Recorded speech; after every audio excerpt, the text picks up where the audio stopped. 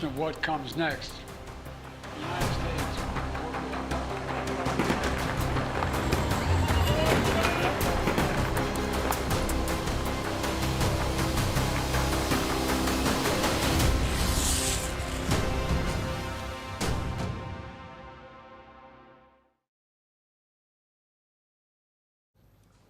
"13 years. That's how long Bashar al-Assad resisted the Syrian rebels. He clung on against all odds. But in 13 days, his resistance crumbled.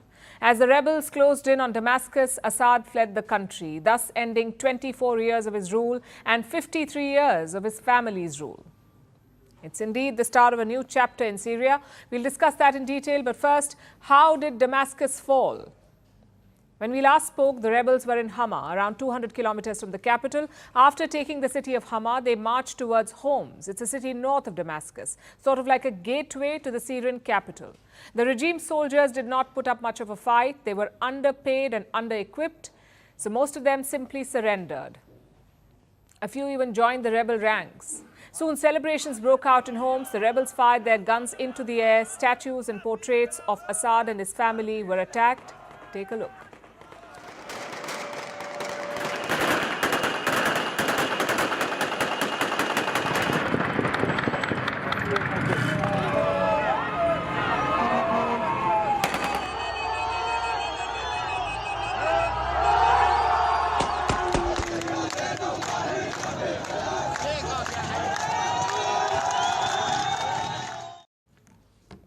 Homs was captured on Saturday. By then, the picture was becoming clear. The rebel leader released a message on social media. His name is Abu Muhammad al-Julani. He leads an Islamist rebel group called HTS, the same group that led this offensive. Al-Julani set his eyes on Damascus after Homs. Rebel forces said that they had encircled the capital city of Syria. The stage was set for a final standoff, but it wasn't even needed.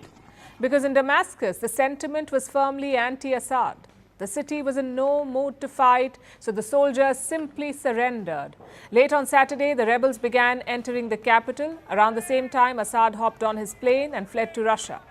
By morning, the takeover was complete. The rebels appeared in front of Syrian state television. They declared that Damascus had fallen. So who's in charge now?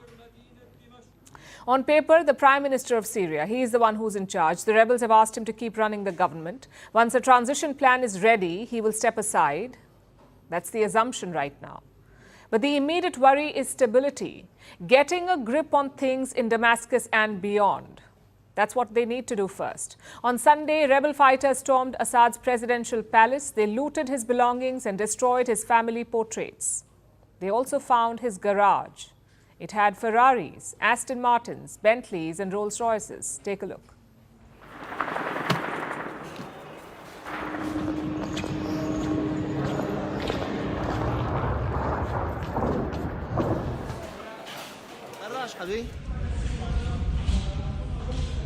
نحن ما لنا بدبي نحن بكراج الحمار نحن ما لنا بدبي. The rebels also went for the prisons. Assad had jailed a lot of critics in the last decade.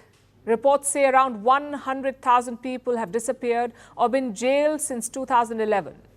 The rebels tried to free them. One of their main targets was the Sednaya prison. It's located on the outskirts of Damascus. It's often called the human slaughterhouse. That's how brutal it is.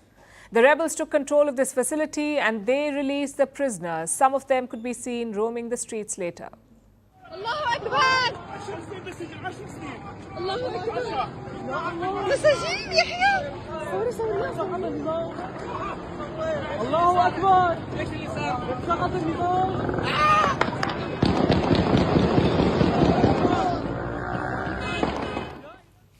Most Syrians are thrilled by Assad's ouster, and it's obvious why. Around 70% of the country lives in poverty, around 26% have no jobs, and 30% are displaced. There is no freedom, no livelihood, and no peace. So Syrians were relieved by Sunday's news. We saw celebrations across the country.